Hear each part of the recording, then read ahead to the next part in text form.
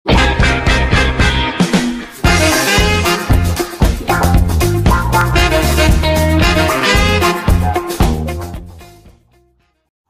semuanya, perkenalkan nama saya Kevin Kue dengan NPM 2041326 dari kelas 1 MNNF. Perkenalkan, nama saya Lydia Ten dengan NPM 2041313. Perkenalkan, nama saya Supriyadi Arifin, NPM saya 2041317. Pertama-tama saya akan menjelaskan mengenai bab 1 dari proposal kami. Jadi, UMKM atau usaha mikro kecil menengah adalah suatu usaha ekonomi produktif yang dimiliki perorangan maupun badan usaha sesuai dengan kriteria yang ditetapkan oleh Undang-Undang Nomor 20 Tahun 2008. Di sini kami akan menjelaskan UMKM MMJ Collection. MMJ Collection ini merupakan UMKM yang bergerak di bidang pakaian atau fashion dan aksesoris yang terletak di Kepri, tepatnya di Kota Batam. Usaha ini didirikan pada tanggal 3 Oktober tahun 2020 oleh Michelia Pocu sendiri tanpa adanya bantuan orang lain. UMKM ini terletak di Ruko Garden Boulevard, Tembesi nomor 5, Sagulung, Kota Batam. Di UMKM ini, seorang pemilik harus tahu bagaimana cara mengelola sebuah usaha untuk mencapai kesuksesan dengan target yang telah ditentukan sebelumnya oleh pemilik tersebut. Salah satu cara untuk mencapai target tersebut yang sudah ditentukan dengan mengatur dan mengelola usaha tersebut yang didirikan dengan baik dan benar. Pada masa pandemi COVID-19 ini, banyak sekali dampak negatif yang timbul pada usaha kecil dan menengah, seperti banyaknya karyawan yang terkena PHK atau pemutusan hubungan kerja. Akan tetapi, pemilik MMJ Collection ini menekatkan diri pada masa pandemi ini untuk membuka lowongan kerja bagi orang-orang yang terkena PHK, sehingga dia membantu banyak orang.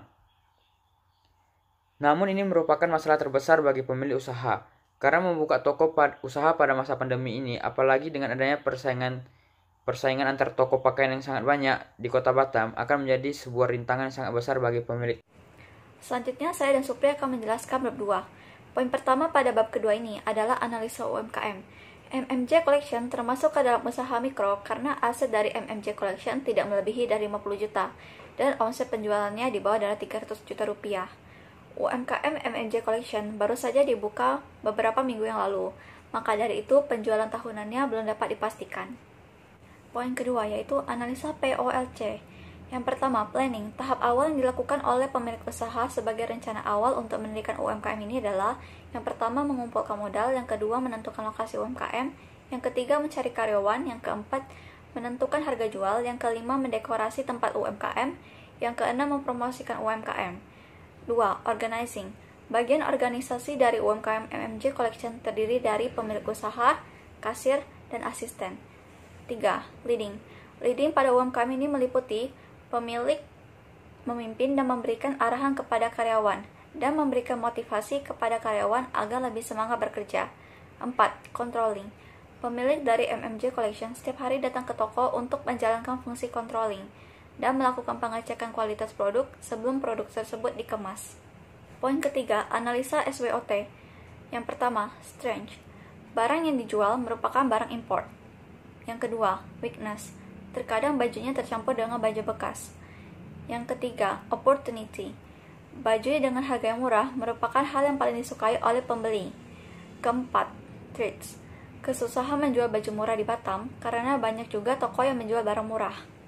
Poin selanjutnya yaitu poin keempat, analisa STDP. Yang pertama, segmentasi pasar, termasuk ke dalam demografis, age dan gender, dan psikografis, interest.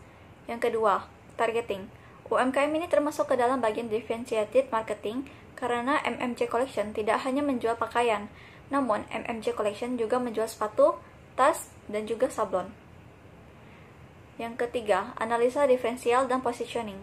Produk dari MMJ Collection tersedia ke dalam berbagai macam style, menyesuaikan kesukaan pelanggan.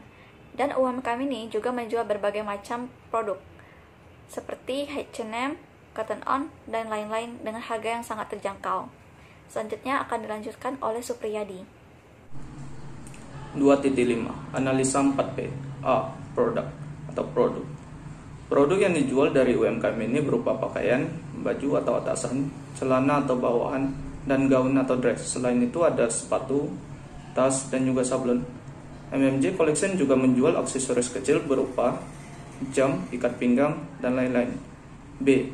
Price atau harga. Harga dari produk yang dijual UMKM MMJ Collection ini dapat terbilang sangat murah dibandingkan harga produk yang berada di mall. C. Place atau tempat.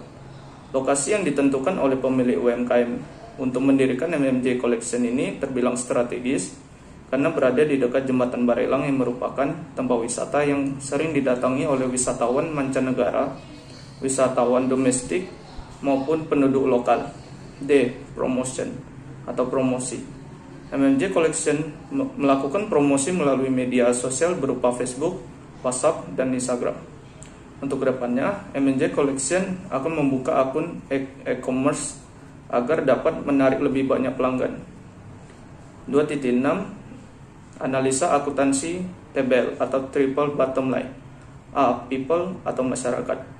MMJ Collection mendapat keuntungan dari menjalin hubungan yang baik dengan bersikap ramah kepada semua pelanggan, walaupun pelanggan tersebut tidak membeli produk dari UMKM MMJ Collection. B. Profit atau keuntungan. MMJ Collection tidak perlu memfokuskan untuk mencari profit sebanyak-banyaknya pada tahun pertama. MMJ Collection memfokuskan UMKM-nya untuk menarik sebanyak-banyaknya pelanggan agar UMKM MMJ Collection ini dikenal oleh banyak orang terlebih dahulu. C. Environment atau lingkungan. Pada saat ini, MMJ Collection masih menggunakan kemasan plastik untuk membungkus pakaiannya. Pada kedepannya, diharapkan pada MMJ Collection akan mengganti kemasan produknya menjadi kemasan kertas seperti paper bag agar dapat mengurangi penggunaan plastik. 2.7 Analisa CSR atau Corporate Social Responsibility. Dengan menerapkan sistem CSR, pakaian dapat didaur ulang dengan cara menyumbangkan kepada yang membutuhkan.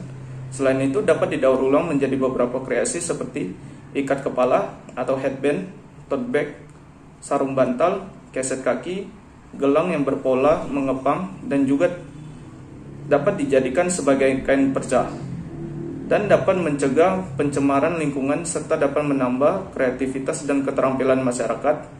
Setelah pakaian bekas tersebut dikreasikan, produk kreasi tersebut dapat dijual ulang dan mendapatkan keuntungan.